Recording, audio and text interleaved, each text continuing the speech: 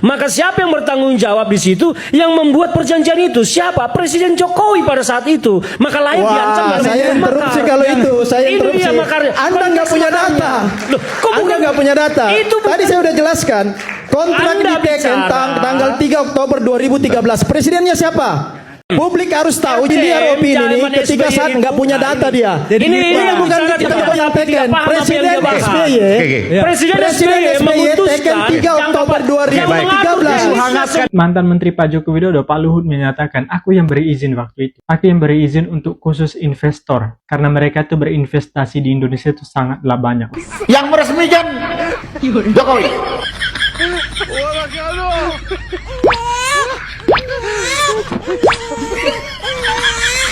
Beginilah para pembenci Jokowi. Saking bencinya, sampai otaknya nggak dipakai. Benci boleh, Oh, tapi bingung dengan- goblok jangan. Orang-orang gerombolan sakit hati itu bingung. Kayak begini dibikin luak, tapi otaknya isinya secuil, bro.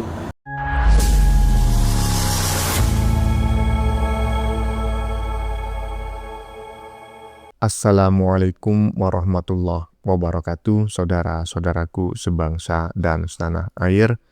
Dimanapun kalian berada, semoga kalian selalu dalam kondisi sehat walafiat. Berjumpa lagi dengan saya di Gaspol Update. Kami bukanlah buzzer pihak manapun, kami hanya menyajikan keputusan ada di tangan Anda. Teman-teman, ini ada video yang menurut saya cukup menarik ya, yakni tentang kelanjutan kabar mengenai PT IMIP ya dan bandaranya yang dianggap itu ilegal ya dalam tanda kutip walaupun sebetulnya nggak ilegal. Lucunya yang disalahkan sampai detik ini tetaplah Jokowi.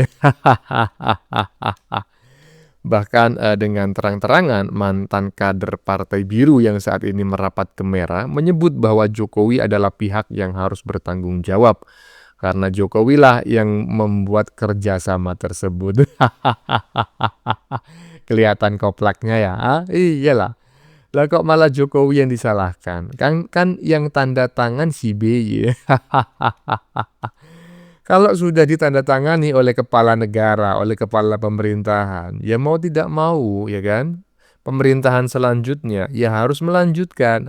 Iyalah. Dan apalagi ada kabar menarik gitu ya, bahwa yang memberikan izin ya, proyek tersebut ya, industri tersebut ternyata Luhut ya. Jadi Luhut tampil dan menyatakan bahwa dirinya lah yang telah memberi izin. Ya, berarti Luhut yang bersalah, yang enggak juga ya. Karena kalau presiden sebelumnya sudah bertanda tangan, ya maka pembantunya dalam hal ini adalah menteri-menterinya ya gimana mau nggak memberi izin ya kan? Ya mau nggak mau harus memberi izin. Jadi salah kan itu junjunganmu itu, presiden sebelum Jokowi itu. Nah, bagaimanakah videonya dan bagaimanakah respon netizen? Mari kita tonton bersama, kemudian mari kita komentari bersama di bagian akhir video. Ini dia. Maka siapa yang bertanggung jawab di situ? Yang membuat perjanjian itu siapa? Presiden Jokowi pada saat itu. Maka layak diancam dalam Saya hukum interupsi makar. kalau itu. Saya Itu interupsi. dia makar. Anda nggak punya data. Loh, kok Anda bukan- nggak punya data. Itu bukan- Tadi saya udah jelaskan. Kontrak Anda diteken bicara. tanggal 3 Oktober 2013. Presidennya siapa? Ketika Anda masih di partai sana. Saya mau menjelaskan ke Anda. Ya, jangan ini yang Bagi saya, ini sudah menjadi ancaman tentang pelemahan kedaulatan negara. Maka ketika Bang Sapri bicara tidak boleh ada negara dalam negara, itu menjadi masuk akal. Karena apa? Bandara itu menjadi ramai karena statusnya sempat menjadi bandara internasional. Terlepas dari apakah ada penerbangan atau tidak secara internasional. Sempat jadi internasional. Sempat KM38, keputusan Menteri nomor 38. Ada penerbangan internasional di sana? Menetapkan itu Tahun- bandara internasional terlepas dari apakah sudah ada penerbangan atau tidak ada. Yang jelas sempat statusnya sebagai internasional. Statusnya. Dan itu bermasalah karena Bermasalah nggak ada karena imigrasi. ternyata di sana Pak Sapri Dan sebagai Menhan tidak Bea Cukai. menyebutkan otoritas negara. Itu yang berikut Ferdinand. adalah pelaut. Sebentar saya mau Dikit selesaikan. aja, dikit aja. Nah, supaya ketemu konteks makarnya Ya, di saya mana. nggak potong, saya nggak Anda potong. dengar dulu. dulu. Anda dengar dulu. Sebut Saya saja mau tanggalnya. selesaikan. Tanggalnya KM Jadi itu di kapan? situ, Oke, tadi sebutkan di tanggalnya. situ bahwa ditemukan unsur-unsurnya ketika pejabat negara kita, ada bupati, ada gubernur yang tidak bisa mengakses wilayah tersebut, ini masuk dalam kategori melemahkan keamanan dan kedaulatan negara. Disitulah konteksnya bahwa perjanjian tersebut telah merugikan negara, melemahkan kedaulatan negara dan menjadi ancaman, dan itu masuk kategori makar. Maka siapa yang bertanggung jawab di situ? Yang membuat perjanjian itu siapa? Presiden Jokowi pada saat itu. Maka layak diancam Wah, dalam saya hukum interupsi makar. kalau itu. Saya Ini interupsi. dia makar. Anda nggak Konteks punya makarnya. data. Loh, kok Anda bukan- nggak punya data. Itu bukan- Tadi saya udah jelaskan. Kontrak Anda diteken bicara. tanggal 3 Oktober 2013. Presidennya siapa? Dengar. Ketika Anda masih di partai sana. Saya mau menjelaskan ke Anda. Ya, jangan ini yang saya bilang jadi RPJM, liar. Anda paham RPJM? Publik harus tahu RPJM, liar opini ini zaman ketika SBY saat itu. nggak punya data dia. Ini yang bukan bicara kita tentang yang apa teken. yang dia Presiden bahas. SBY. Oke. Presiden Presiden SBY SBY memutuskan teken 3 yang Oktober yang 2013. mengatur Hangatkan. Ini gimana ceritanya orang ini ya? Kok diundang di acara macam kayak gini, ngomongnya ngawur tanpa data gitu loh. Apa dia nggak punya data? Nggak mungkin lah dia nggak punya asisten. Pasti dia punya asisten, tapi koplak kali asistennya kalau nggak mencarikan data terkait Bandara IMIP dan juga PT IMIP itu gitu loh. Bahwa yang bekerja sama itu bukan Jokowi yang bertanda tangan, seperti yang disampaikan oleh Waketum Bara JP tadi ya. Yang bertanda tangan itu adalah presiden sebelumnya ya, yang berasal dari Partai Biru. Dan ini si politisi kebo yang barusan ini ya kan, ini pada tahun 2013 itu menjadi kadernya Partai Biru. Ini adalah kutu loncat gitu loh. Saya yakin juga kenapa ini merapat ke Partai Merah, karena ya mendekat ke Jokowi pada saat itu. Tapi nggak taunya Jokowi malah berselisih paham dengan Partai Merah. Akhirnya ini orang justru balik menyerang Pak Jokowi. Tapi narasi-narasinya koplak lah menurut saya ya. Orang yang tanda tangan bukan Jokowi kok malah Jokowi yang harus bertanggung jawab. Lanjut. Seluruh masyarakat Indonesia kaget ya. Ternyata bandara itu khusus investor dari Cina loh. Bandara di Morowali itu. Bahkan mantan Menteri Pak Joko Widodo, Pak Luhut menyatakan, aku yang beri izin waktu itu. Aku yang beri izin untuk khusus investor. Karena mereka itu berinvestasi di Indonesia itu sangatlah banyak. Wajar saja mereka itu memintakan fasilitas sebesar itu gitu loh. Mereka minta fasilitas bandara. Dan ternyata yang dilakukan oleh Taiwan dan juga negara lainnya melakukan hal yang sama seperti di Indonesia, membangunkan bandara untuk investor. Karena investor itu mereka berinvestasi di Indonesia itu mencapai 300 triliun lebih loh untuk Indonesia. Ya menurutku sih wajar-wajar aja mereka meminta fasilitas seperti itu karena mereka itu investasinya itu gede gitu loh. Dan Pak Luhut juga menegaskan bandara di Morowali tersebut tidak diizinkan untuk internasional. Itu hanya untuk domestik, jadi tidak ada bea cukai di situ. Itu udah tidak ada aturannya karena aturannya itu untuk penerbangan domestik, bukan untuk internasional. Itu makanya tidak ada bea cukai dan juga pemeriksaan lainnya. Gimana tanggapan kalian, guys? Opung Luhut Binsar Panjaitan mengakui bahwa dirinya lah yang memberikan izin Bandara Morowali IMIP. Mengapa pemberian izin bandara ini diberikan oleh pemerintah? Menurut Opung Luhut, bahwa ini adalah salah satu syarat agar Cina mau berinvestasi untuk melakukan penambangan terhadap nikel yang ada di Sulawesi Selatan. Yang menjadi pertanyaan kita, kalaupun misalnya ini investasi ini dari luar, mengapa menjadi ada negara dalam negara? Itu sebetulnya yang dipersoalkan oleh Menhan. Oleh karena itu perlu dipertanyakan nasionalisme dari Opung Luhut ini selaku militer, mantan tentara ya.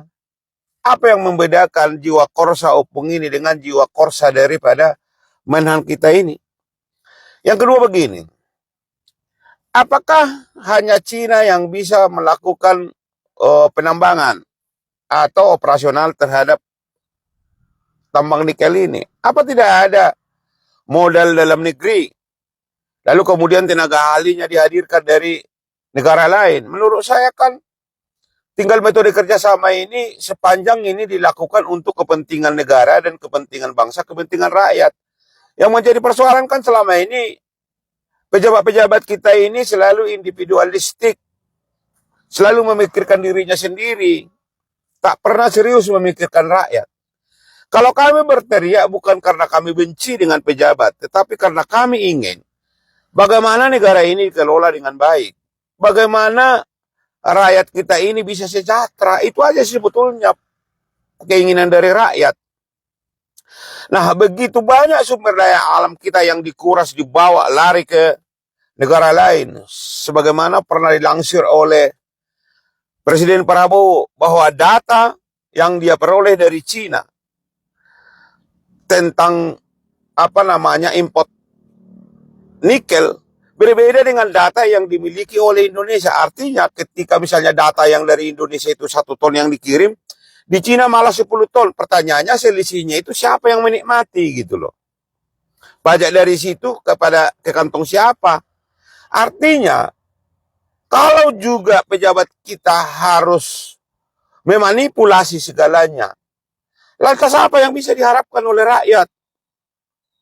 Apakah rakyat harus meratapi, menerima nasib ini dengan semua tindak tanduk dan ulah dari pejabat? Itu mungkin yang bisa saya sampaikan pagi hari ini. Sekian dan terima kasih.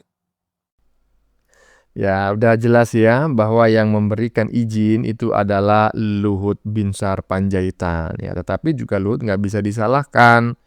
Karena apa? Karena ini kerjasama lintas negara, ya government to government. Kalau nggak ada tanda tangan dari presiden, ya nggak mungkin lah menterinya menjalin kerjasama gitu loh. Membuat kebijakan-kebijakan kecuali kebijakan-kebijakan terkait di dalam negeri. Tapi kalau sudah berhubungan lintas negara itu presiden yang tanda tangan. Lanjut. Beginilah para pembenci Jokowi.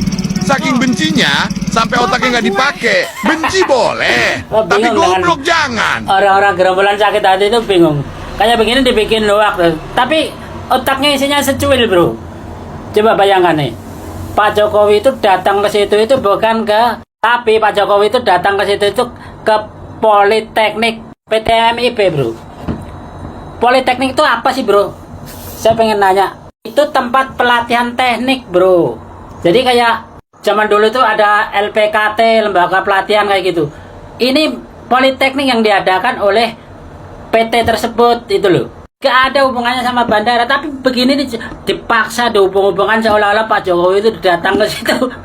Ya memang datang ke situ, itu bagus. Memang pekerja-pekerja itu butuh politeknik seperti itu. Anak-anak lulus sekolah itu butuh politeknik seperti itu.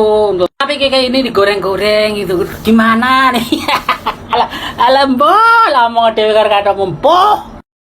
Beginilah para pembenci Jokowi, saking bencinya sampai otaknya nggak dipakai. Benci boleh, tapi goblok jangan. Ini adalah sebuah pernyataan tanpa tedeng aling-aling dan juga tanpa motif yang disampaikan oleh netizen barusannya. Dan saya sependapat sekali gitu loh, ya kan? Ya gini loh, kalau benci ya nggak masalah.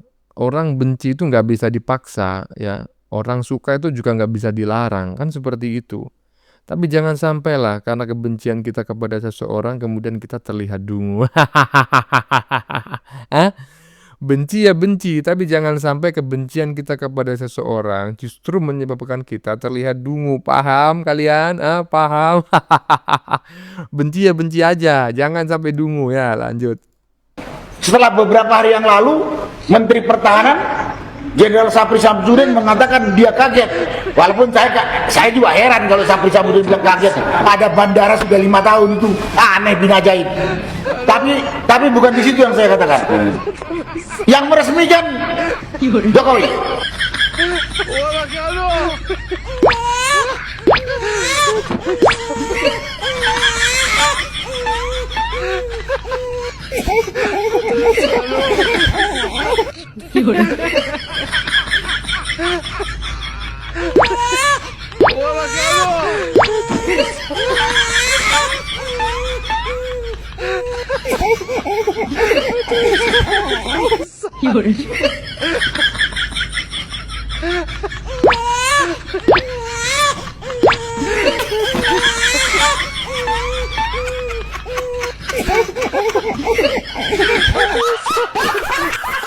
Baik, saya sudah cek juga bahwa bandara IMIP ini adalah bandara resmi terdaftar di Kemenhub, sudah mendapatkan sertifikasi dan sudah mendapatkan izin. Jadi ini bukan bandara ilegal, ini adalah bandara yang legal memenuhi persyaratan dan statusnya adalah bandara khusus, bukan bandara umum. Ini menarik sekali teman-teman ya. Yang ingin saya komentari adalah kumisnya ya. Dan ini ada sebuah teks yang menurut saya itu ya bikin ngakak lah, tapi menurut saya cukup sopan gitu ya. Saking dendamnya sama Jokowi, kumisnya pun ikut berkobar. Aduh, ada aja netizen plus 62 ini ya. Kemudian juga ada Pak Purnomo itu yang seolah-olah sedang mengingatkan, Pak, ingat umur, jangan asal nuduh, nanti rontok lo kumisnya. Ada aja, lanjut. Nih, dengerin ya, para keledung-keledung dungu, ternak-ternak banteng, ternak onta yang suka memproduksi berita bohong itu, dengerin baik-baik ya. Ini menyangkut Bandara IMIP Morowali, Sulawesi Tengah. Dengerin. Pak Jokowi sama sekali tidak pernah yang namanya meresmikan Bandara IMIP. Tidak pernah. Pak Jokowi hanya meresmikan Bandara Maleo. Ya, karena kan Bandara IMIP itu di bawah naungan swasta. Kalau yang Maleo itu pemerintah. Nah, Pak Jokowi hanya meresmikan Bandara Maleo. Ngerti? Dan yang meresmikan Bandara IMIP tersebut itu adalah petinggi-petinggi dari PT IMIP itu sendiri, bukan Pak Jokowi. Kalian mau bukti? Nih buktinya nih.